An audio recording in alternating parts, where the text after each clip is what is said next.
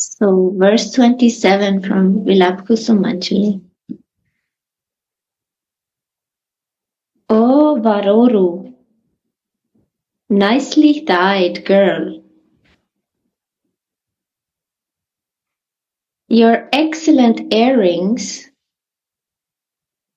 are like ropes that the flower archer Cupid has placed to bind the mad elephant king of the prince of Raja's heart. Can this happy girl hang these ornaments on your ears?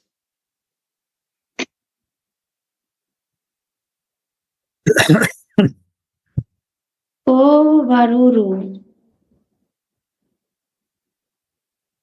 nicely tied girl.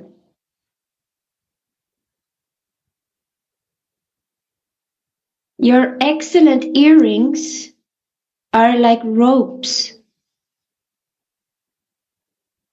that the flower archer Cupid has placed to bind the mad elephant king of the prince of Raja's heart. Can this happy girl hang these ornaments on your ears?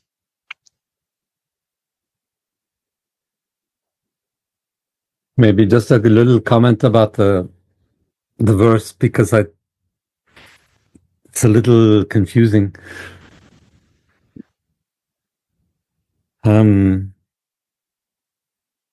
So it says Gostendra Bhutputra, so the son of the king of the goat herders, son of the king of the goat keepers.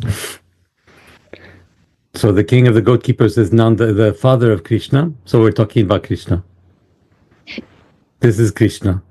And he's not actually Mad Elephant King, or he's not king of mad elephants, but he's acting like an elephant with a drunken mind, like it says Madachita. So his mind is crazy. And he's an elephant. So this is the way, as we all know, men conduct their love affairs, like clumsy, big, mad elephants. And his emotions are all over the place, and he's breaking down trees and stepping on plants and making a mess of everything with his feelings. And so Tulasi is going to put a ornament on the face of Radharani, and this will focus him. This will calm him down, and this will direct his heart exactly where it needs to be, namely on her.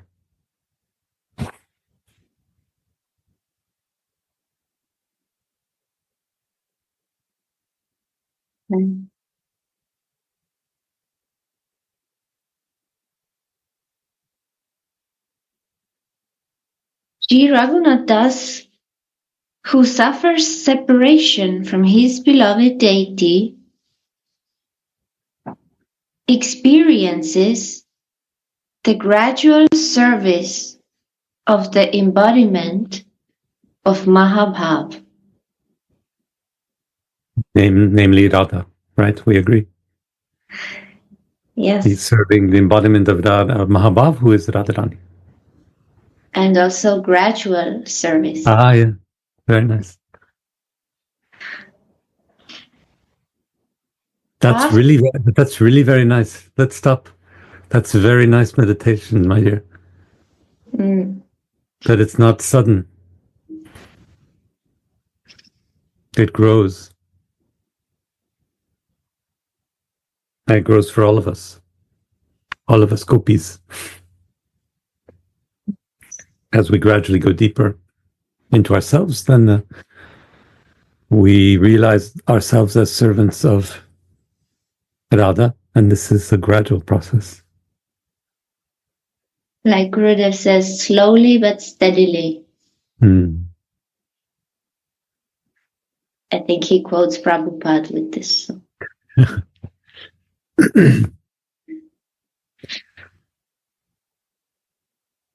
After Tilak and Shringar, he puts on her earrings in this verse.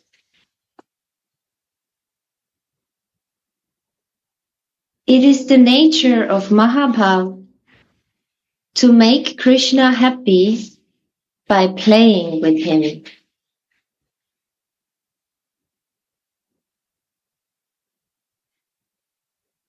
Only Mahabhav contains all the ingredients to awaken Braja Raja Nandana, Krishna's desires for Shringar Ras, and to fulfill these desires as well. So there's the two words Shingara Ras, and Shingara. And Shingara is just the, jewelry, the ornamentation. But what's beautiful is that it links immediately to the ras that comes from Shingara. So when beauty is enhanced, the flavor grows. The ras, the emotion that we have grows.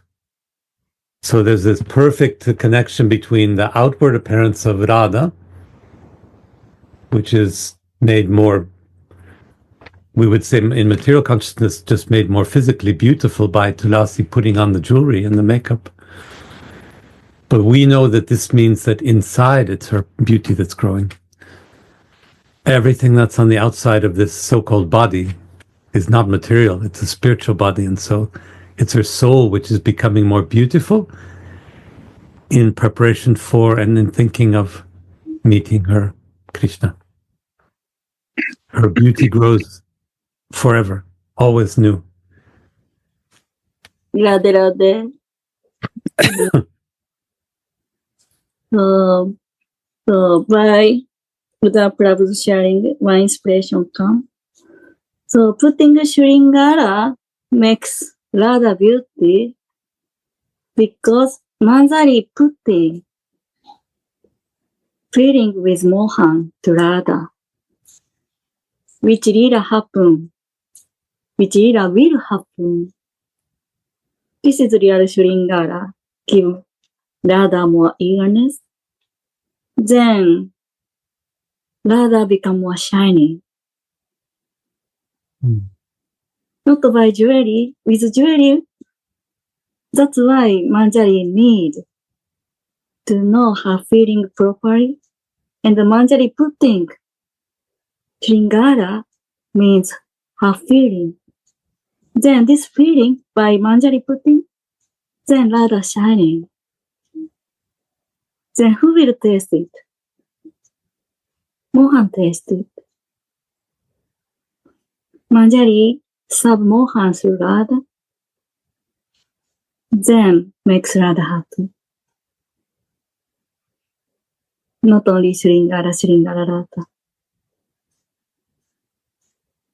Thank you for the love and Kishore. Very beautiful sharing. Radha. Only Mahabhav contains all the ingredients to awaken Braja Raja Nandana Krishna's desires for Shringar Ras and to fulfill these desires as well.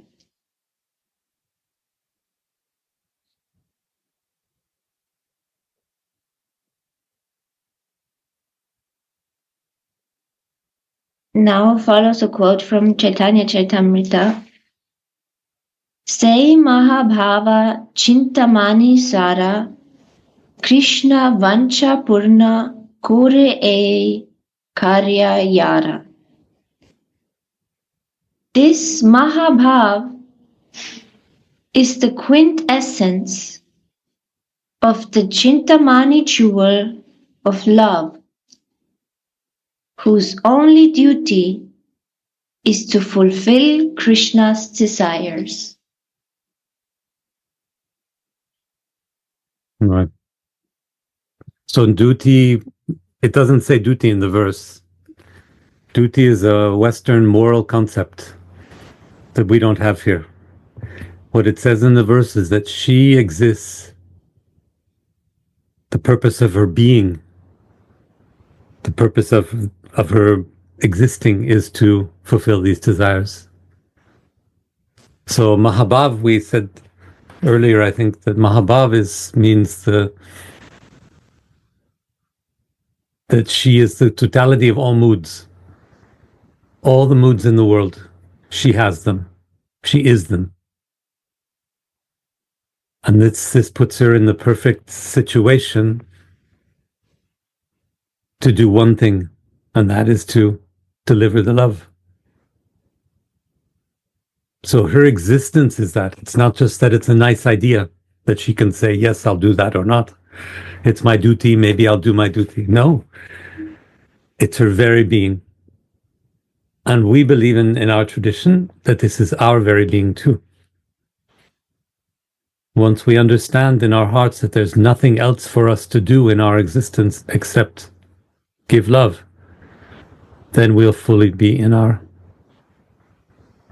spiritual bodies, spiritual identities.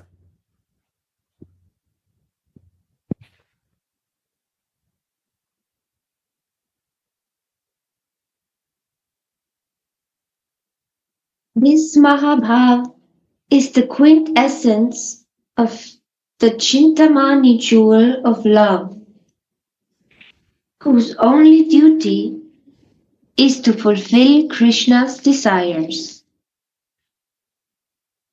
Therefore, this Rasika Kinkari immerses Mahabhava Mai in an ocean of bliss by speaking ever so sweet Krishna Katha to her.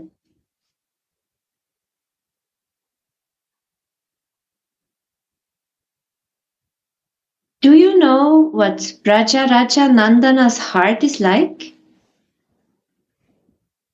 Like the maddened king of elephants.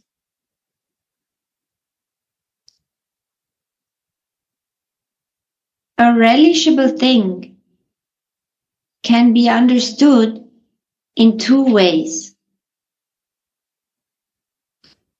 In the Tattva way and in the Rasa way, or the way of truth and the way of flavor.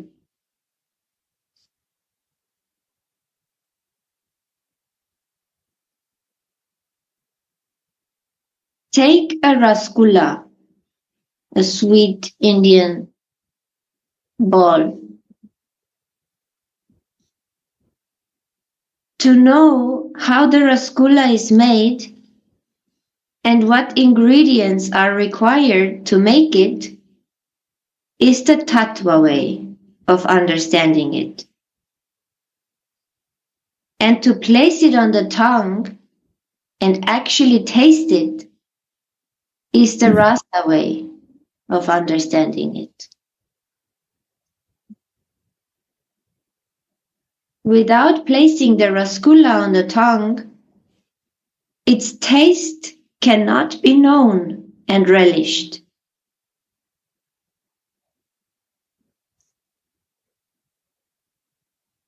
In the same way, God is our relishable object. This Prince of Raja, sorry, you wanted to... Just maybe to slow down and relish a little bit ourselves. But this idea is so powerful, very, very simple really, but powerful. We need to remember that language and logics and explanations are creations of the mind, of material consciousness. So the grammar books that we have and the ways of describing the recipes of rasagula and so on, these are tiny, tiny part of the reality of sweetness. And so sweetness can only be fully realized by experiencing it. And this really simple difference is the difference between what we call in all spiritual practice realization, getting knowledge by realizing that we already have the knowledge in our beings, and getting knowledge by, books and teaching and talking and words and logics and things. Realization means when I taste the sweet, I know that the truth of that sweet is already inside my soul. Realization means I understand that what's in my soul is actually what's real. And that the recipe for the baker who makes the sweet, this is interesting, but it's just a small, very reduced, very poor expression for the flavor of that sweet. It's only by connecting it with our soul, by tasting it directly, that we can fully realize it. And that's what then Babaji says about God. This is not particular to bhakti at all. It's particular to Eastern philosophy, Eastern spirituality in general. Realization is greater than understanding or knowledge.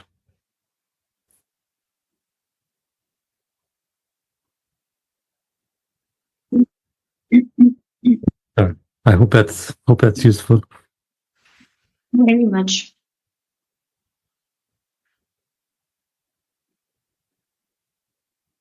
This Prince of Braja is himself the full manifestation of non-dual truth,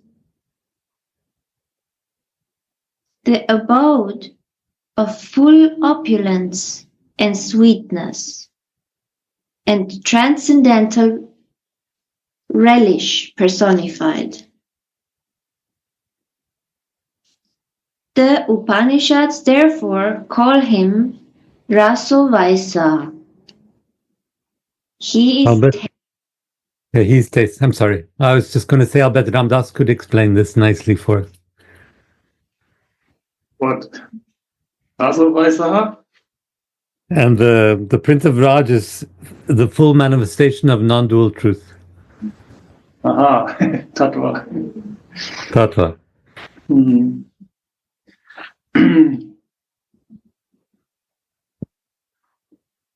Actually, what I wanted to add to this, what you said previously about the language, I mean, I agree with this, but the tattva of language is more than this, because we have Nam tattva.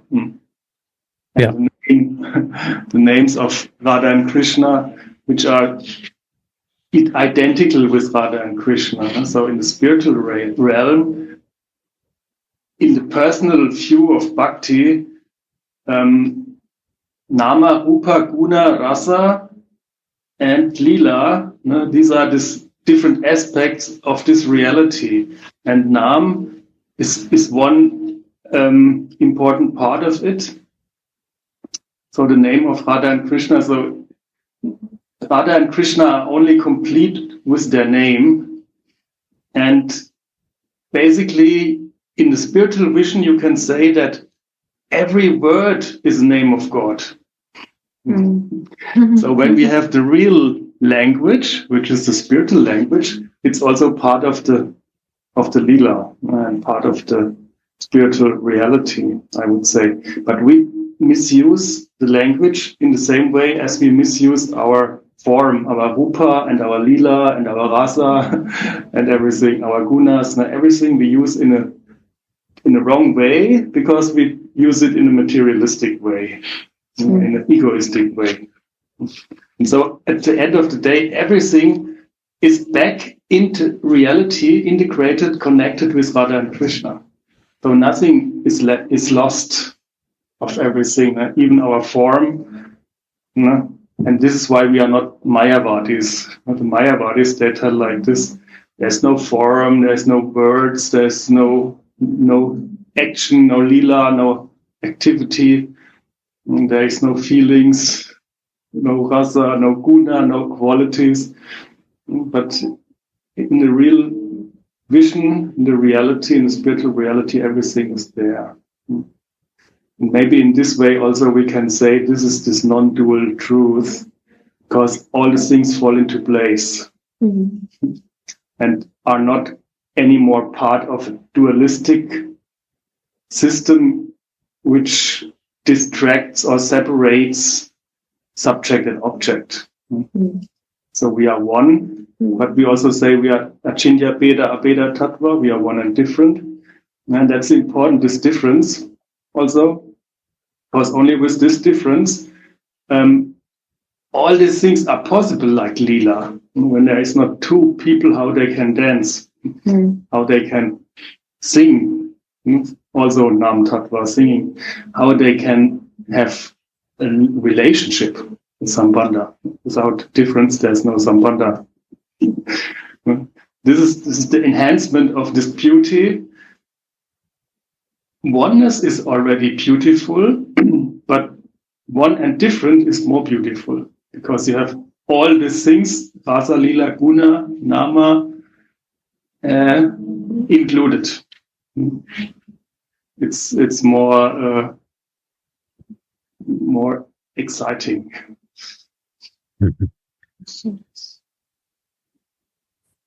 So it's very important what you say. I was trying to be a little bit pedagogical and simplify by making the difference between God as rationality, arche and logos, the beginning of the Abrahamic religions, which say God is logic, God is a word. And in our tradition, we just read the verse from Upanishads, Raso Vaisa, God is feeling. So I want to just say in a really simple way, even though everything you said is important and true, I just want to say in a simple way that the great originality of bhakti and in fact Indian thought, Eastern thought, is that God is feeling.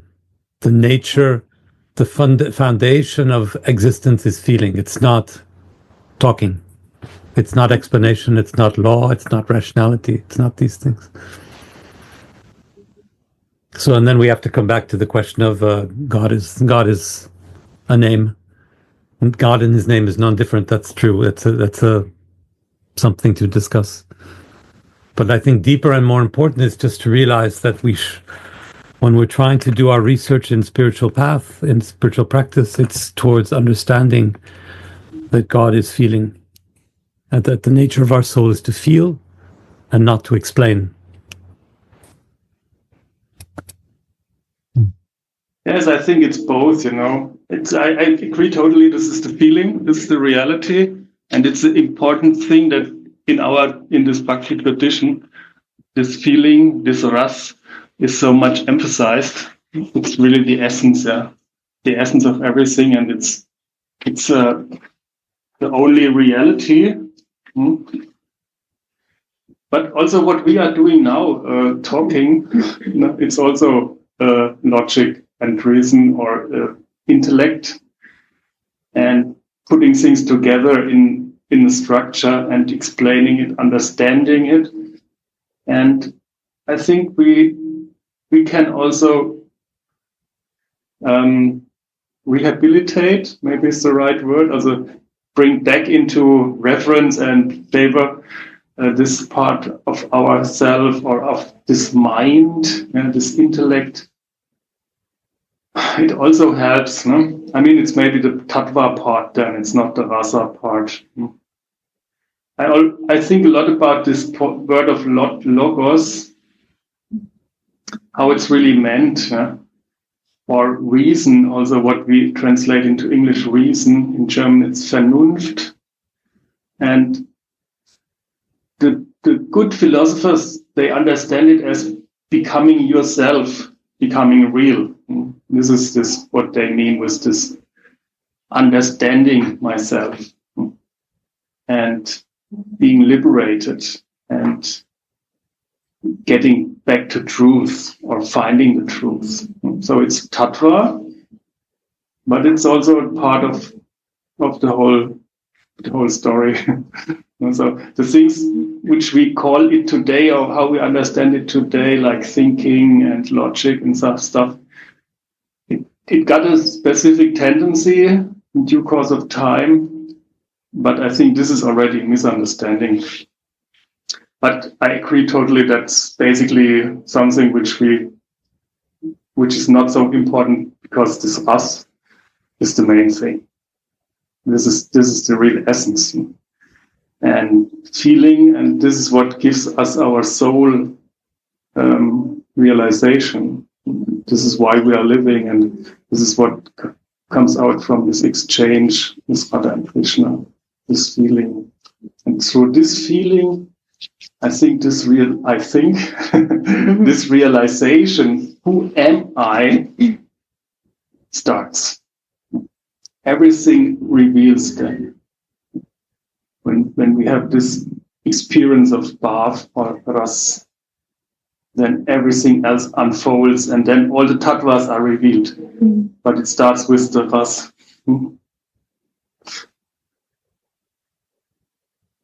Thank you.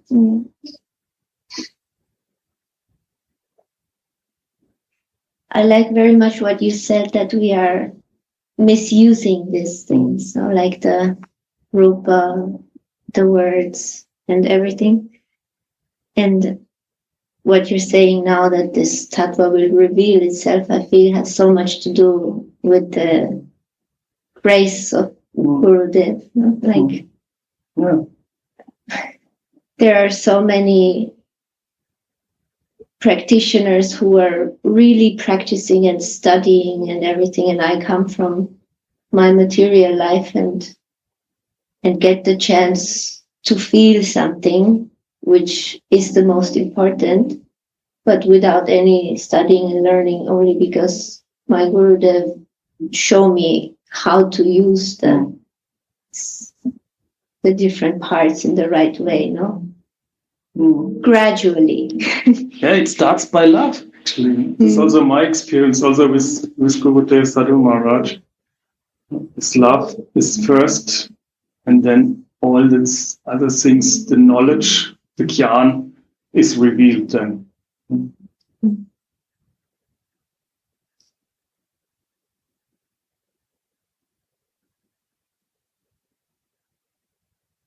So first Gurudev puts the rasgulla on the tongue, and then slowly we can learn how to make it.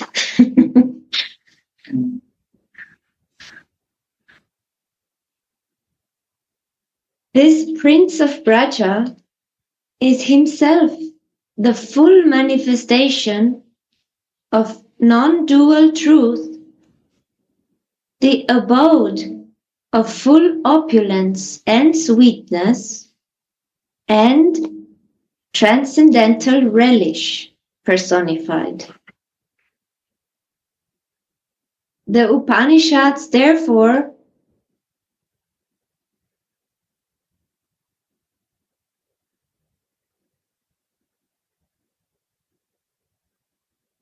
No, sound just stopped.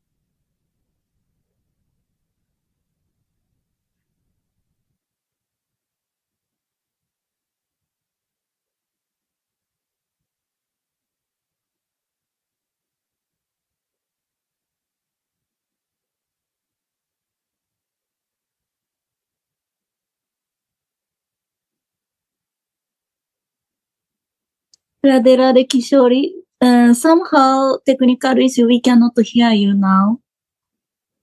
Would you hear us?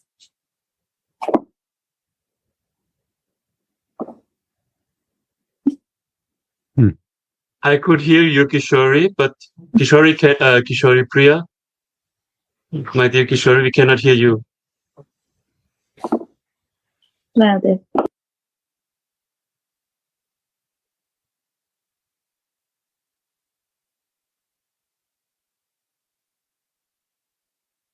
Something happened?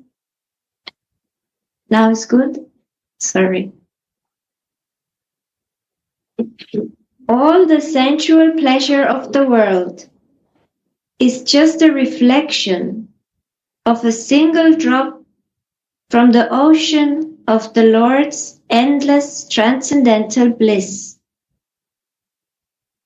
And only pure, selfless love can make waves of desire in this ocean of bliss. And underline this. Yes. Yeah, nothing about facts and arguments and rationality. No, I wanted to say, this means we run after material, whatever we do. And for us, like the highest, what we try to achieve and so on. Then it's not even a drop in the ocean of bliss. It's the reflection of So where to run? Where should we run after? Yeah. So we're running after the reflection of one drop of the ocean. Yes. Like it's the most important thing every day when we try. I had this realization the day before yesterday when my geyser was broken. I couldn't take shower, and then also some other small problems were there, these material problems. And then I don't know why now, but I had this a moment of spiritual bliss, and this drop, I couldn't taste some of this transcendental ocean of bliss. And then I was thinking about my geyser, and I thought it's so insignificant, it's so useless to bother about these material arrangements, because I came directly from Germany, which is a very high level of material comfort. Yeah. So this was really amazing to see the difference, and there you can see the difference of this intensity and amount of bliss. You cannot compare it. Yes.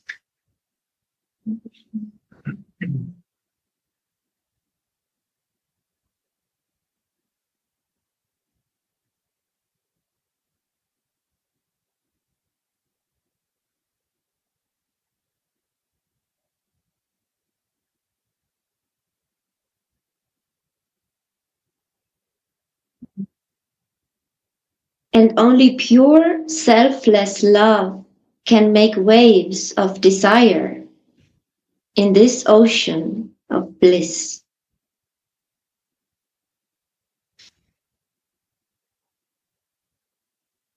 So we can make waves in the spiritual world by love. Even waves we can produce there. It's interesting. Normally, desires are only created by interest, no? By self. I want something or so, but here it's the selflessness which creates the desire.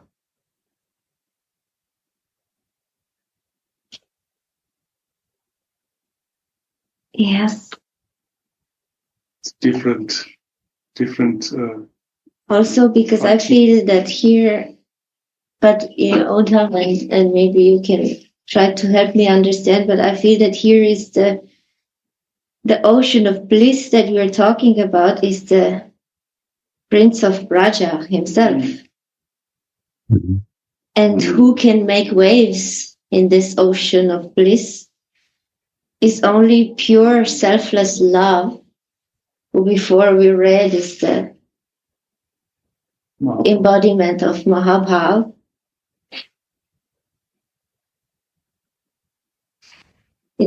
Only she can make the waves of desire in this ocean of bliss. Right. So there's pure happiness there, but there's no feeling of it because there are no waves. There's no splashing.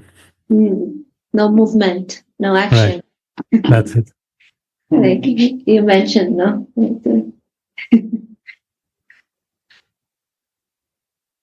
Nothing else but the ropes of pure selfless love can bind down this freely enjoying, mad, elephant-like prince.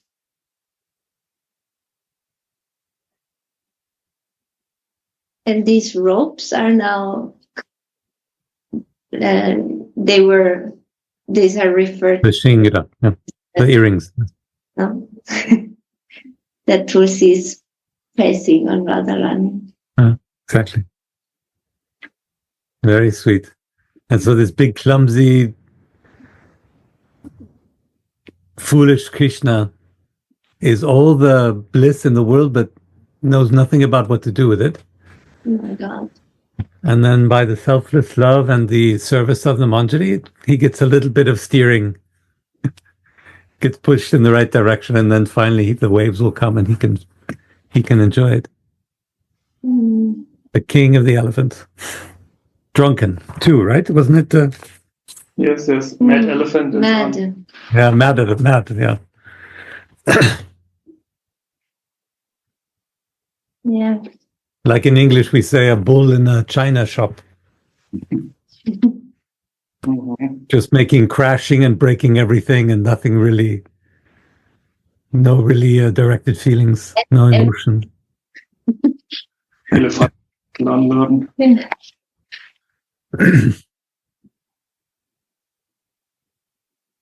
That is the tattva point of view. Now let's see. But from the Rasika point of view, he's always sporting with Sri Radharani and the gopis of Braja. He himself is not the king of Braja. He's just a prince. Goshtendra Putra. He doesn't have to worry about maintaining the kingdom. He is the careless Dhira Lalita hero who is freely enjoying himself in the kunjas of Braja.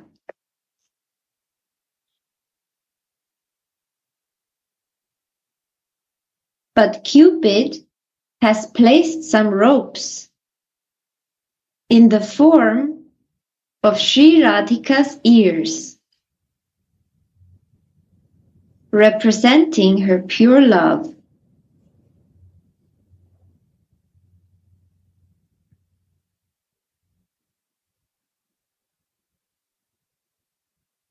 So he's totally, in his emotional state, he's totally irresponsible, just following his heart. But you know who is the master of Vraj? Who's making sure everything, the trains go at the right time and all? It's the Manjaris. It's Tulasi. He's all over the place. But she knows how to get him into the arms of Radha.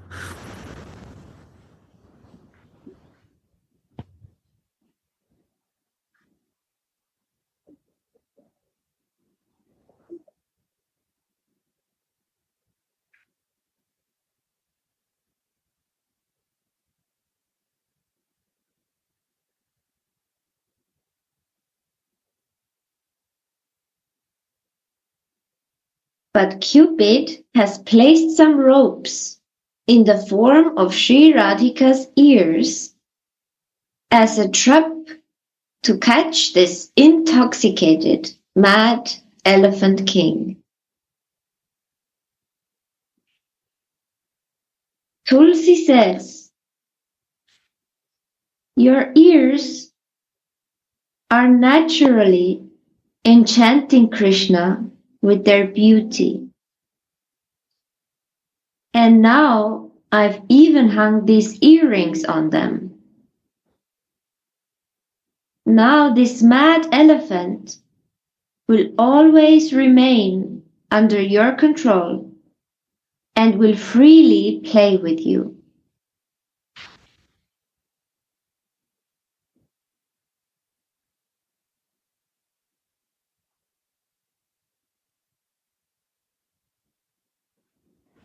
What a wonderful, passionate love for Krishna. Tulsi incites in Radhika's mind in this way.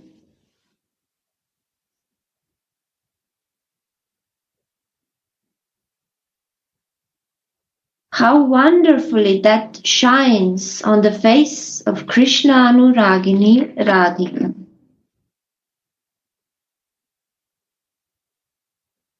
So Krishna Anuragani, you hear it has this very sweet word, anurag, that we talk about often. Means passionate love, continuous passionate love. So Radha is called the one who has continuous passionate love for Krishna. Again, she's made of this. It's not something she puts on or takes off or starts or stops. This is her very being, to have passionate, continuous love for Krishna.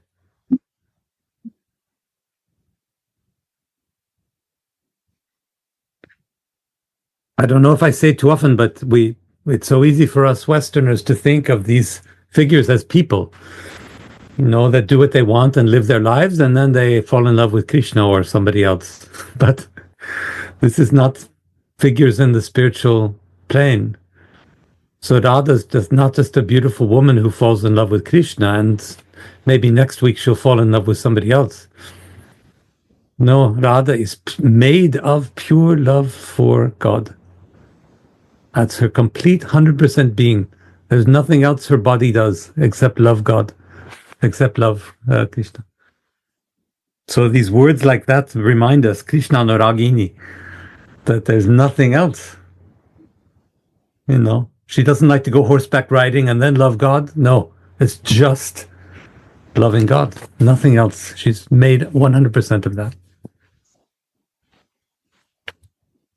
Radha. So, may I share about the earring? Just now, Uta Prabhu said, Krishna Anuragini Radha. What does it mean, ear of Radha? Radha won't only listen Krishna. She's totally one point. That's why putting earring means Radha won't only to listen about Krishna. Then see this, Mohan feels happy because how Radha have pure love. This is the meaning of earring before Gurudev sharing to us. Then now Uta Prabhu open this treasure. Krishna Anuragini Radha. This is the sign how Radha is one point to Mohan. Radha Radha.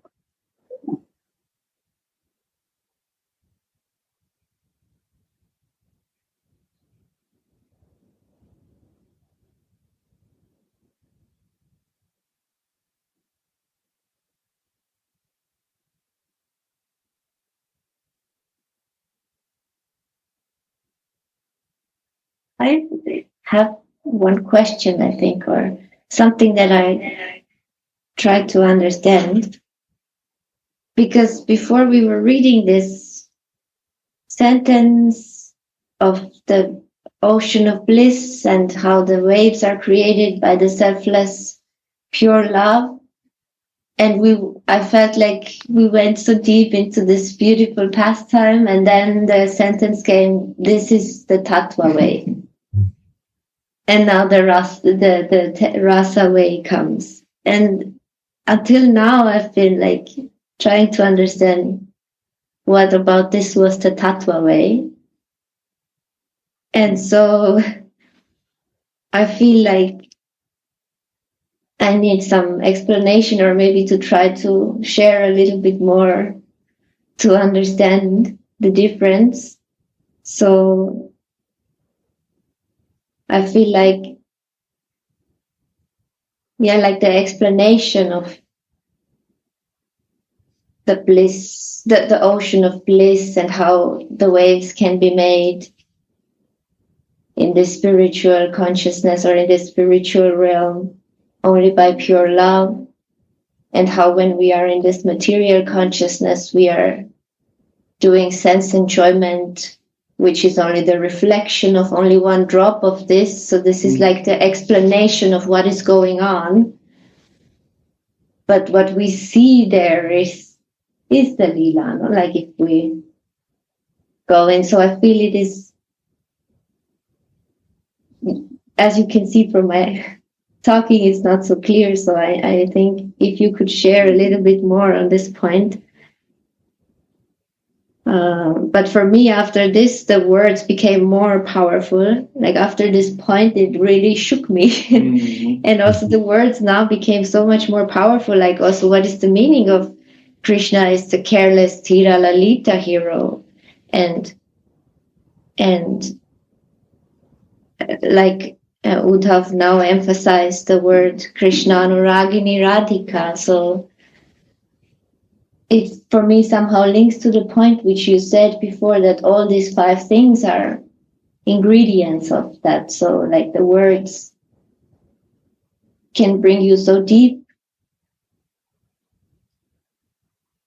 But it's also referred to what I meant, that we also are doing tattva while we are talking on it. And it now came out that it was tattva what we were doing. Like this is the wave and this is the material understanding, and so Understanding. Everything is understanding and considering this logical or the tattva structure of the thing, how it is linked together, the material and the spiritual and rasa and not rasa and so on. And then when there's this sentence, and now comes the rasic way. But from the Rasika point of view, he's always sporting with Sri Radharani and the gopis. Now it starts that we only see the lila, and we see and feel Radha and Krishna, how they are engaging with each other. This is now very personal. It's not explanation. It's not reason and logic. It's only focusing on this smaran.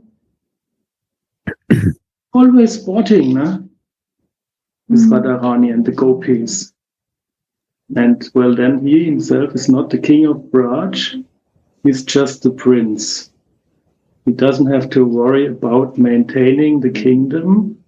Okay, this would be then Aishwarya Bhav, maintaining the kingdom. He's the careless Tira Lalita, so he has not to think about anything. He's totally free, completely in his ras, in his feelings, who is freely enjoying himself in the kunjas of pure love. Kunjas of Braja. Of Braja, okay, that's John. Radhe Radhe. Good morning. Good morning. Morning.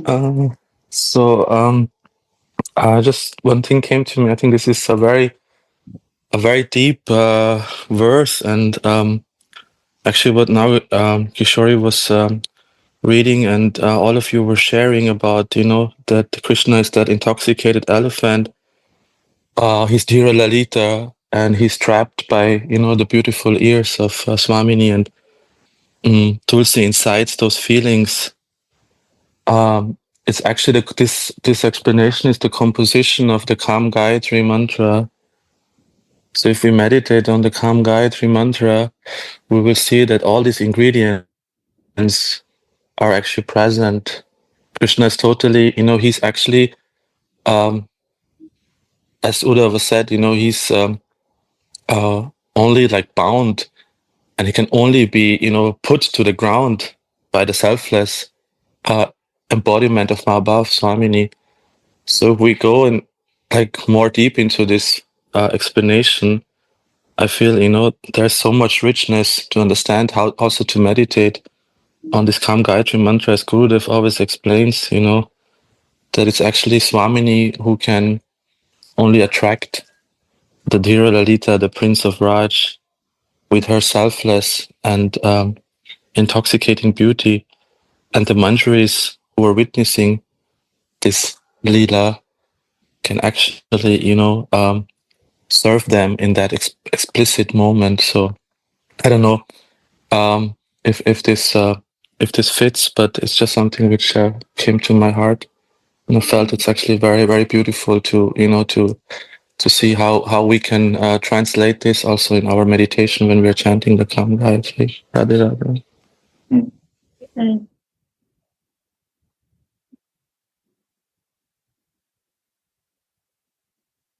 Tulsi says, your ears are naturally enchanting Krishna with their beauty. And now I've even hung these earrings on them. Now this mad elephant will always remain under your control and will freely play with you.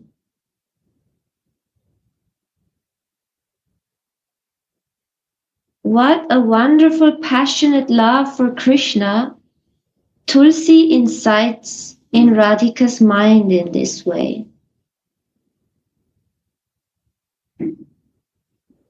How wonderfully that shines on the face of Krishna Anuragini Radhika.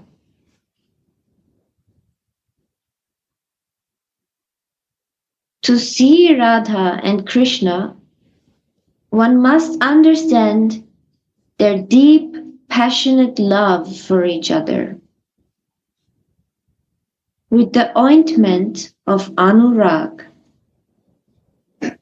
Right. So we have to take the word to see in a very special way.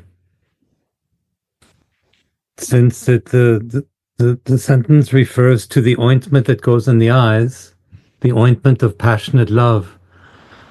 To see means to even realize the existence of Radha and Krishna. We need to be realizing their passionate love. They only exist as passionate lovers.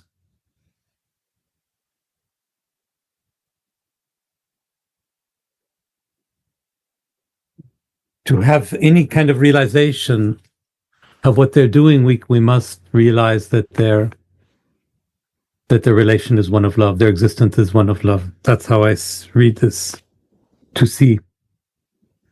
And that's what I was trying to get at, talking about Krishna Nuragini, Radhika.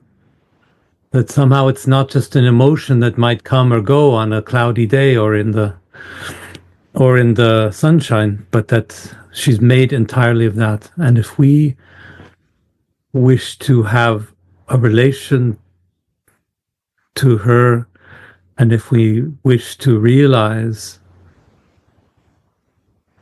her relation with Mohan, then we have to completely smear our eyes with love and see only through our hearts. And that's the second part of that's the Rasika part. So we have to go beyond the Tattva part, which is a very, very nice description of the ocean and the waves that are as love and so on. And Babaji is saying we need to go deeper into that, smear our eyes with the ointment of Anurag, passionate love, and then if we see only through eyes of love, then we will fully realize Radha and Mohan, and that the universe is made only of this loving exchange that they enact, that they play out in their lila. I might be going too far with it's just one word to see, but this is how we might understand it.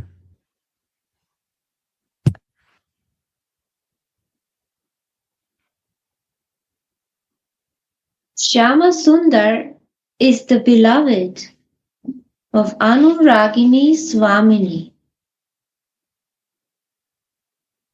That's to be experienced. Their names, mantras, and Gayatri. Well, that links nicely to what Gopinath Pai said now. Shri Radhe.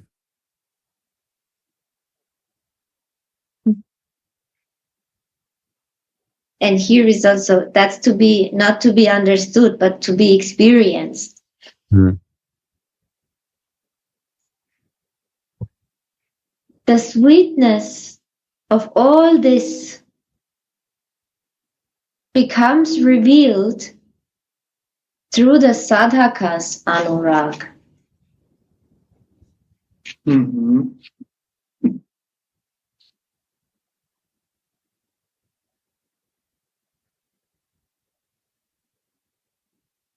A devotee who is fixed in smarana should take special care of that. Mm-hmm. This is the feeling, no? Then the anurag. Also, we can have this passionate love. Calm. Transcendental calm.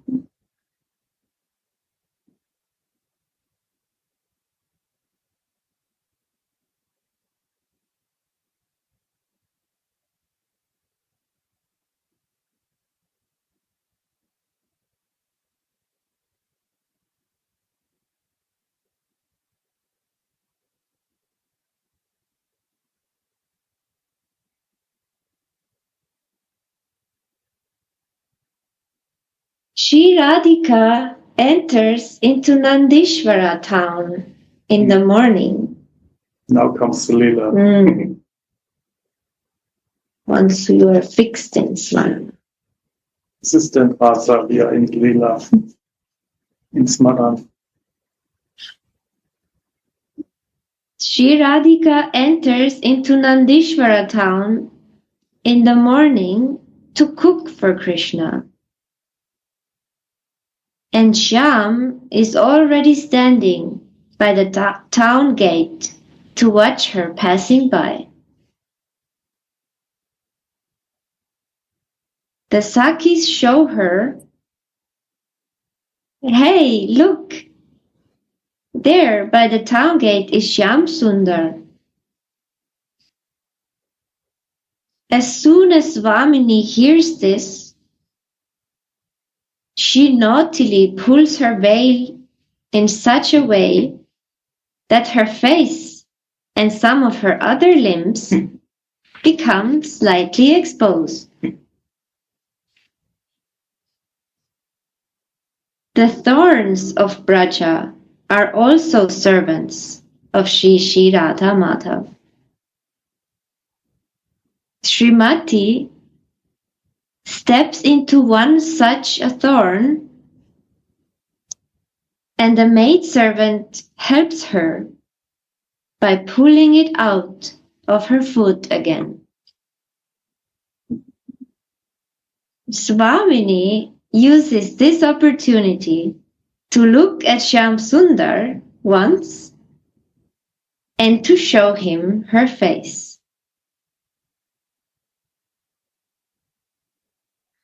All this is done for Krishna's pleasure only. Therefore, there is so much anurag.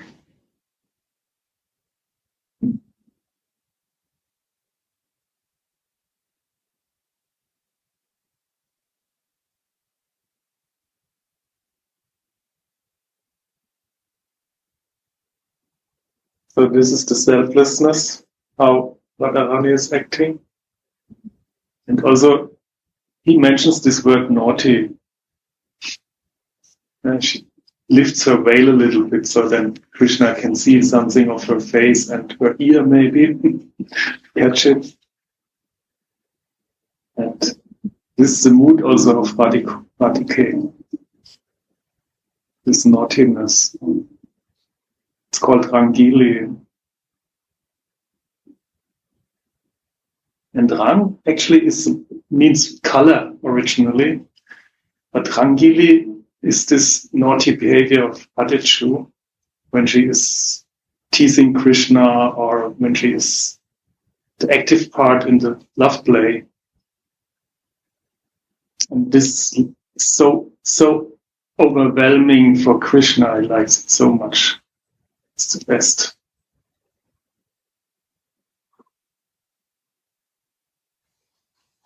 Radha, if I can share, there's some beautiful nuances to this Leela when Radharani goes to Nandishwar to cook for Mohan, because she's the only one Mother Yashoda wants to come and cook for her Lala. So during the daytime, it's very difficult for Radha and Krishna to meet, right? It's nearly impossible because there are so many eyes around them, on them.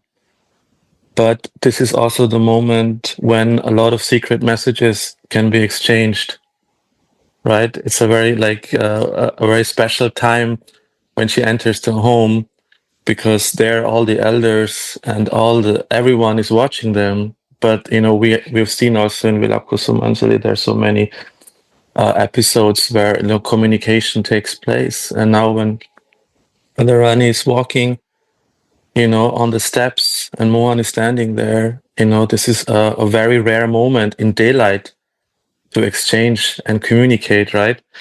So she pretends to step on a thorn, and falls, and her veil gets lifted. So an exchange of glances can happen. And the Manjaris are aware what is going on. And they ask her, what happened? And she's saying that there is a thorn in her foot.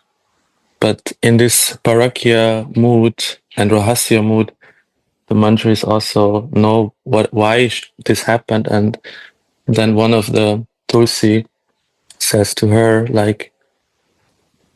the thorn in your foot just happened now, the pain, but the thorn in your heart, the thorn of separation from Mohan, is actually you've been carrying it the whole day. So, I think this is always so beautiful how in every moment everyone is trying of the Manjaris to help the divine couple, to have these small glimpses of exchange. And I just wanted to share that we have to also understand how eager they actually are in every moment to meet, but how difficult it is during the daytime. But again, there are so many ways of helping the divine couple, to always have this glimpses of exchange and this secret communication. Yeah, sorry, just came to me. Thank you. Very nice. May I share one more about this situation? So now Gopinath Bhai very beautiful says, and maybe I can add one more difference of Sakis and Manjaris. Sakis says, Mohan is there. Sakis' eyes go to Mohan. That's why not Manjari said this time. Sakis says. Manjari are watching what's going on. And this very deep exchanging happened this Parakya time. Now Gopinath Bhai nicely saying. At that time, Manjari can have this deep meaning. Because always Manjari is a shadow of Radha. That's why only Radha, Manjari can say, oh, stone is here, and which kind of stone? What does mean stone? This difference, Saki and Manjari, I can feel and learn from this Leela also. And which side we can choose. Radhe Radhe.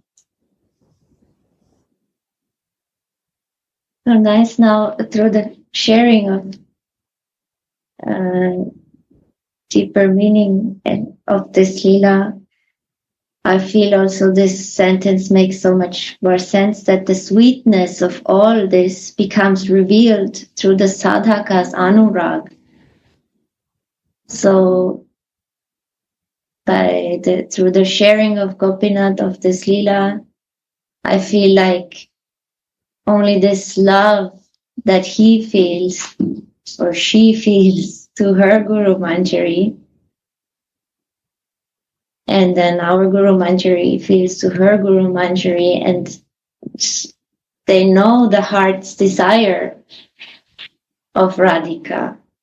And they know, like Gopinath said, it is so difficult in the daytime to meet. And so they use every chance they get to share some glimpses of each other and to create some moments of meeting or sending these secret messages.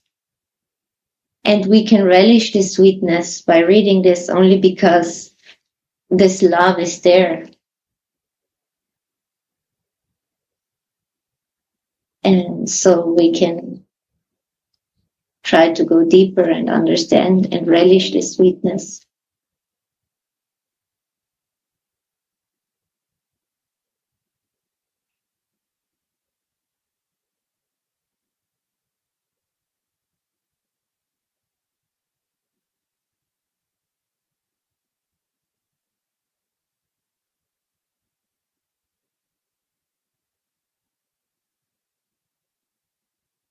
Srila Rupa Goswami gives an example of that rag.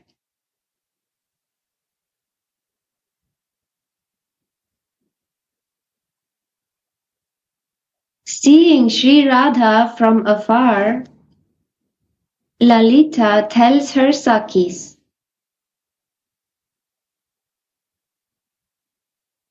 "Oh Sakis, look, Sri Radhika keeps her lotus-like feet on top of the sunstones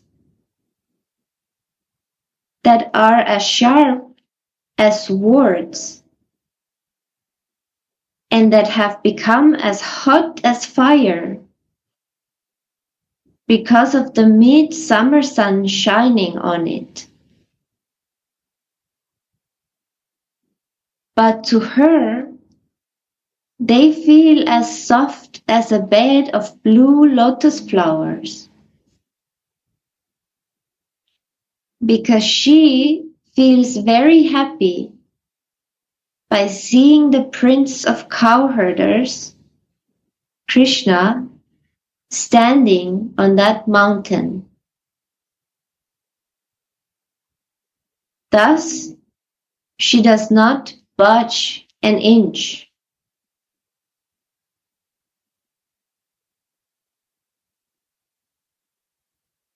That is the nature of raga.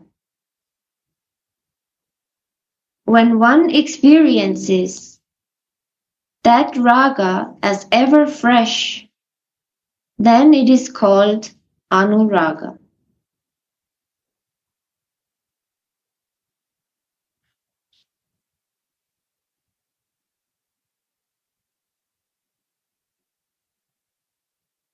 Although Shyama sees Srimati, who had come to cook for him at the town gate,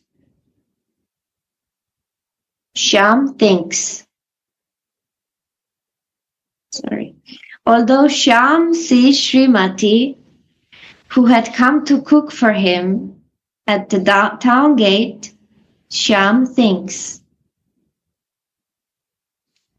"I don't know how sweet she will look in the kitchen."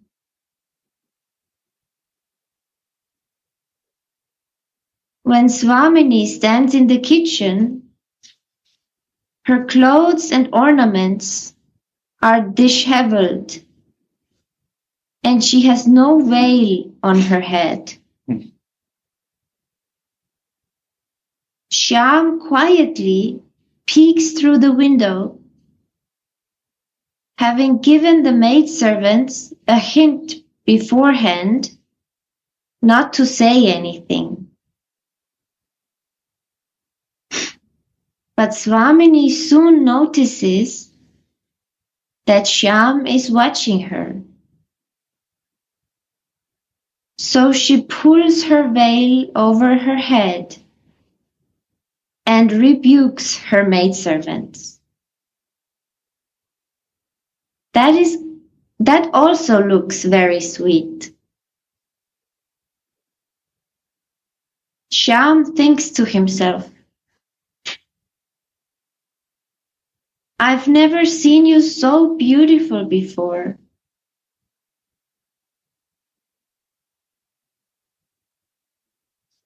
This is the nature of Anurag. He's never been so beautiful before.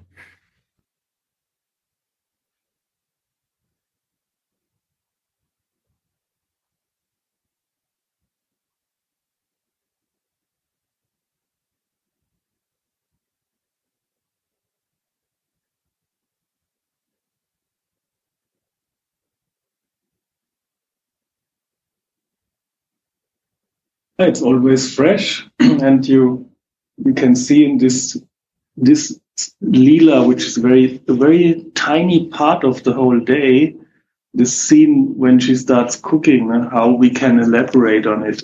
It's endless. So many contributions were there already in this one glimpse only. And then again, you can go deeper, how this veil falls off from her head and how she's sweating, and Krishna is gazing at her. I mean, it's a whole universe opens then after some time. You can enter deeper and deeper into this one scene only. This is only some seconds, so to say, from the whole day of Lila, which is going on all the time. This endless ocean again.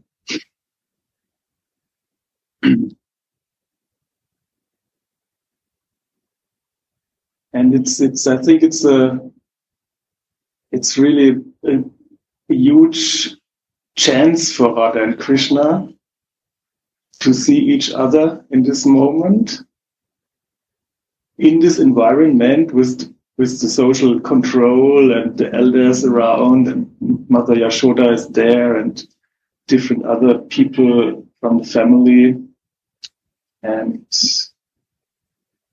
they should not reveal their relationship there, but they can do these small things. And Radhika is engaged in this cooking for Krishna, and then she starts sweating, and her dress is disheveled, and hair's hanging around loose.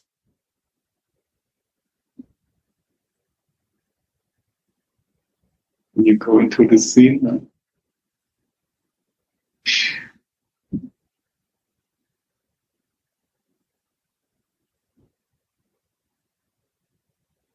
Very tiny scene, basically, but it's huge also.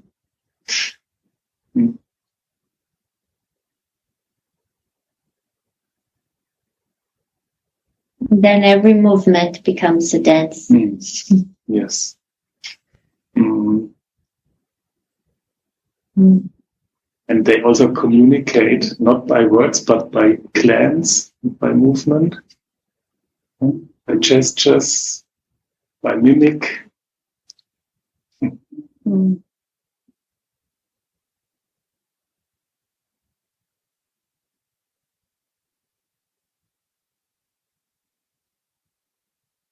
In this way, Krishna's mother, father, friends, and servants also all nourish the sweet rasa of Radha and Mohan's pastimes. All of them are required for Krishna's sweet pastimes with Sri Radha. This is the meaning of Parakiya Bhav. All these things are put in their way, rules and regulations and social norms, and even practical obstacles, all with one purpose: to increase the desire. So Parakiya Bhav means transcending, love that transcends all obstacles, all concrete hindrances, all material or subtle rules, all social norms. Their love is so great that it goes beyond all these. And every time something pops up that might block the way, they transcend it and their love grows more.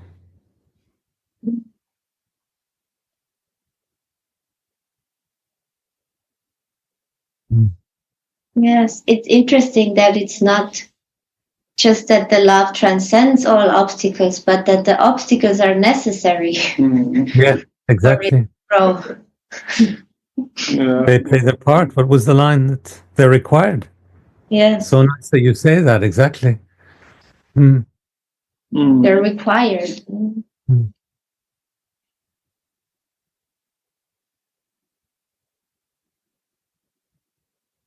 So everything is good. There's nothing bad. But still, Just like I'm sorry to make a big hop, but just like the obstacles on our spiritual paths in material existence, put up obstacles. These are required for our spiritual growth. They're not evil, like Ramdas says. They're not evil. no. They're lifting us. Yeah. Everything is part of the Leela. That. But maybe there are some shortcuts sometimes.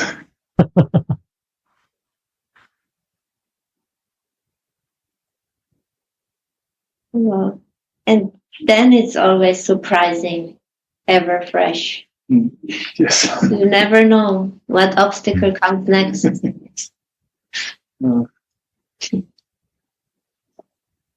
This I didn't exactly expect. What now happens? Unexpected.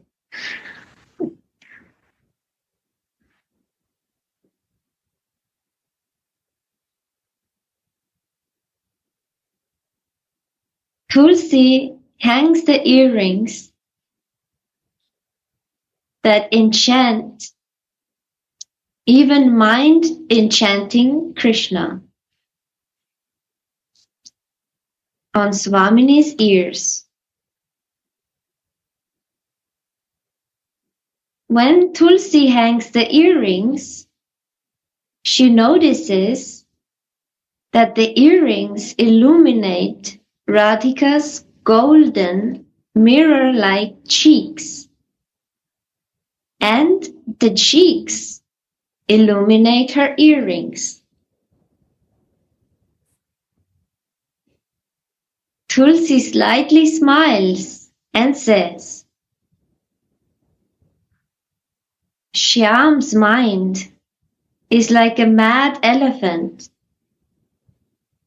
that will be completely subdued by you.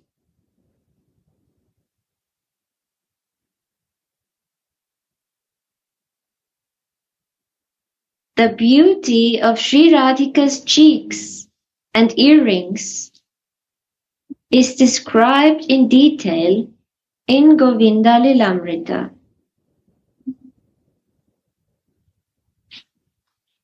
Sri Radha's cheeks defeat the luster of golden mirrors,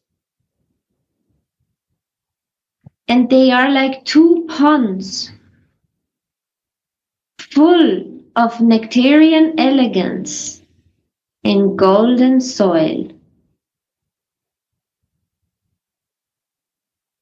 There are two golden lotus buds hanging on them from her ears, her earrings. They are covered with moss, the musk pictures that her maidservants have drawn on her cheeks. And Makari's Capricorns, aquatic beings, or her earrings, are playing in them. Therefore, these cheeks naturally quench Krishna's erotic thirst. He feels like a thirsty Chataka bird meeting a monsoon cloud or like a hungry chakora bird meeting the beautiful moon.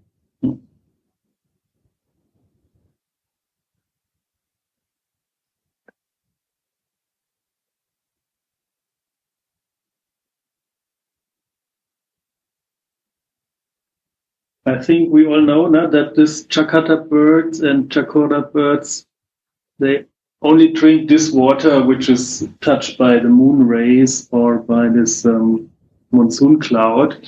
They don't use any other water for nourishment or feeding themselves.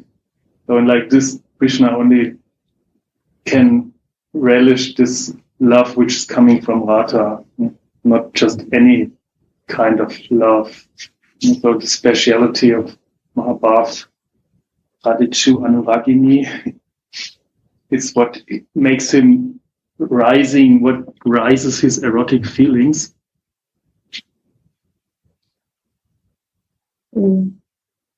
And yeah, it's good that he's mentioning in brackets erotic. Yeah. It's not in the text brackets around the word. Krishna's thirst, yeah. Erotic thirst.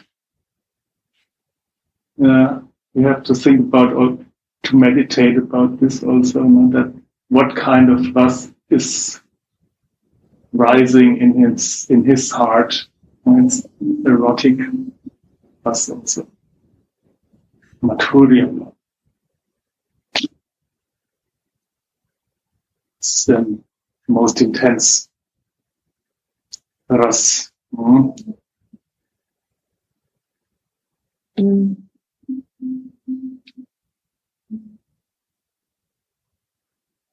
Tulsi calls Swamini Varoru, or the girl with the best thighs here. What does the sweetness of the earrings have to do with her thighs? What is the relationship of the mad elephant Krishna with these excellent thighs? That is also explained in Govinda Lilamrita.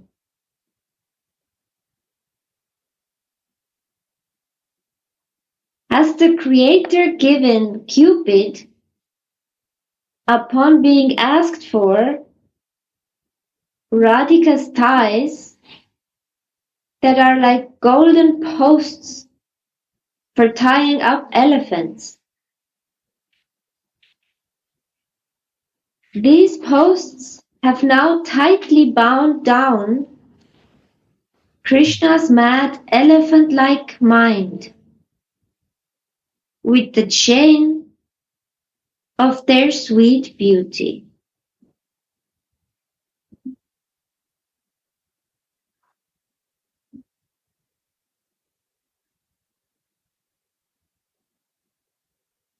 Only Krishna can directly experience how excellent these thighs are. Through the address Varoru, we must understand that earrings are oscillating on Radha's ears. When Radha and Krishna dance, the rasa Swamini's dance attracts Shyama's eyes. How sweetly Swamini's locks are swinging on her thighs with the rhythm of the music. Swamini's dancing attracts Shyama Sundar, and he rewards her with kisses on her cheeks and her thighs. That's when he enjoys both the earrings and the nice thighs.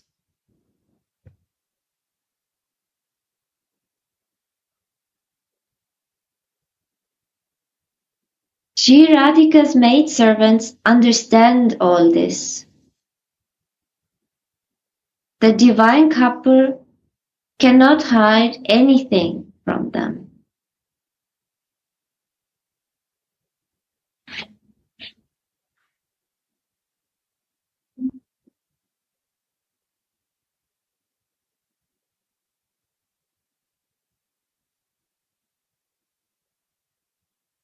Tulsi serves Swamini by letting her understand what is on Shyama Sundara's mind.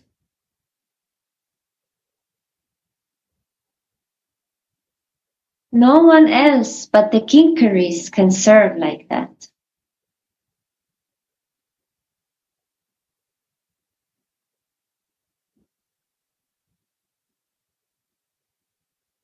So again, she opens the whole Leela of dancing by just putting the earring and calling her Varun.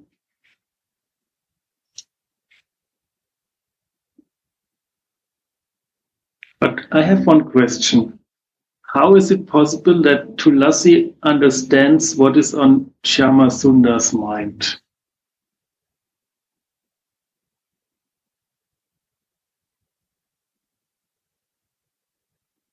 I mean, it's said that they do not focus on Krishna, but on Radhika.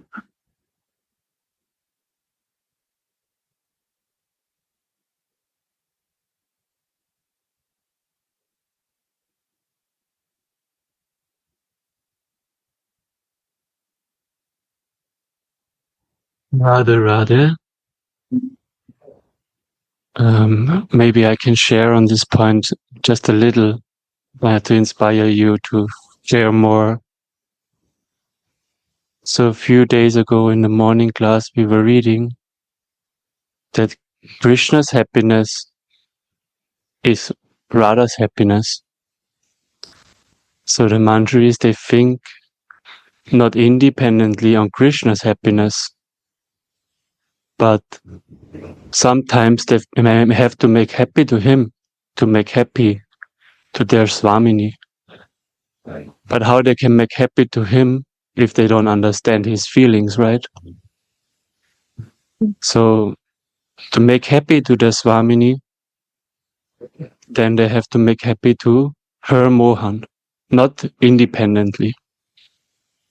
Like Gurudev sometimes used the example, like if you have a good friend, and this friend, he has a dog or a cat or anything he has, you will take care of it because it belongs to your beloved. You will bring some snacks, and in this way, your beloved will be very happy that, oh, you bring something for my dear ones. So I just wanted to share a little bit on this point. So because Krishna is in Radhika's heart, then the Manjaris want to be also in Radhika's heart. So they have to know something also from him, right? Maybe somebody can say something. I don't know. This just came. Thank you. And also in this case, matching very nicely to what you just shared, they know what is on Mohan's mind. It's the thighs and the beauty of Radhika. So that's why she calls her Varoru. Because that is the thing that will make Mohan happy, that will then make Radhika happy. So it's maybe pretty obvious what is in Shamasundar's mind, in Mohan's mind. But the point is that Tulsi serves Swamini in telling her this. Yes. So ask Swamini then, okay, I have to do like this. Varohu. That's what Krishna is relishing.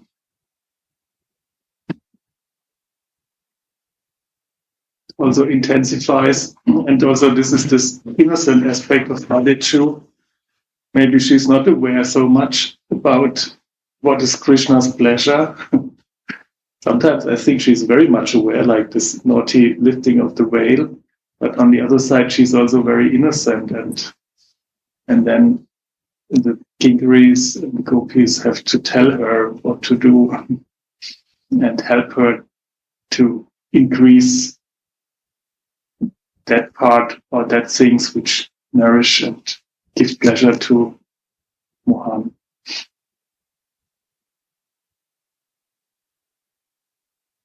Yes, and also increasing her feelings, because these are very intimate pastimes.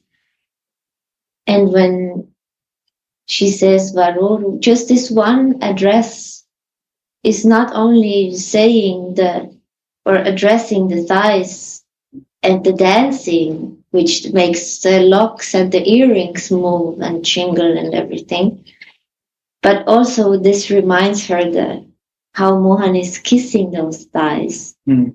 And this is so intimate. No one else can speak about this because no one else have seen this when they have this loving pastime. Mm. So again, at the same time, she's increasing the feelings of Swamini. Mm. Mm. So intense. Now in the previous verses, they made tilak to increase, then they made the red dots to increase. Now she's putting the earrings and telling this word to talk about the thighs. So it's like, how much can it increase? Yeah. Endless.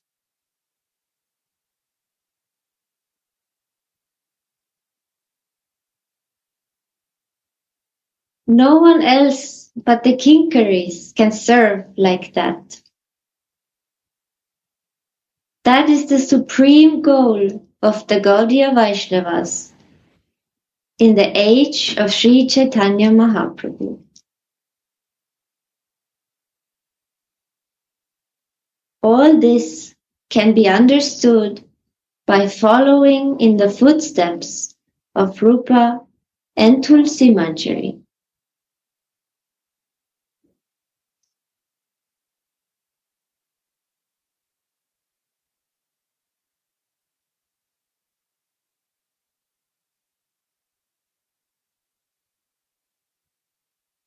Swamini asks Tulsi, if my ears are anyway so beautiful, then why do you bother hanging earrings on them? Tulsi says, you are that Varoru, nicely thighed girl. Swamini slightly smiles and says, Tulsi, have you remembered all this? The explanation of Varoru given above. Tulsi says, simply by serving you even a little, I was able to remember all this. Mm. This is the clue, no? Let me tell you something. This is not the tattva, no? Having all the knowledge about whatever happens, Varohu and stuff. How do you not remember all this? Simply by serving. This is the action. And this is the ras part also, and lila part, and the love part, the loving service, the bhakti, and then all the jnana is revealed afterwards. This is really the right sequence. It's an experience, and it's not mental speculation or knowledge.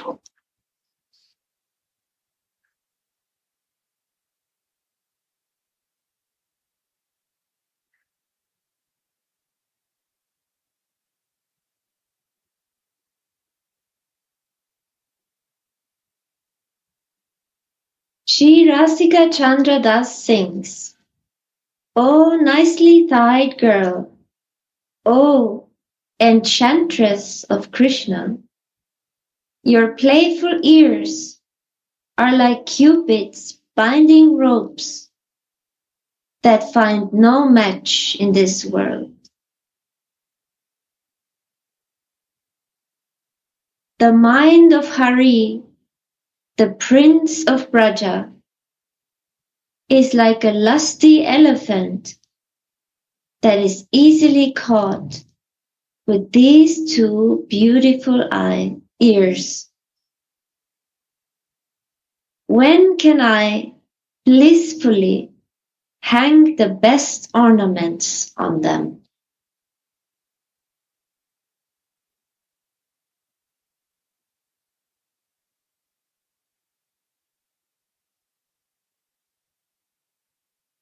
I hope. Jai Shri Radhe.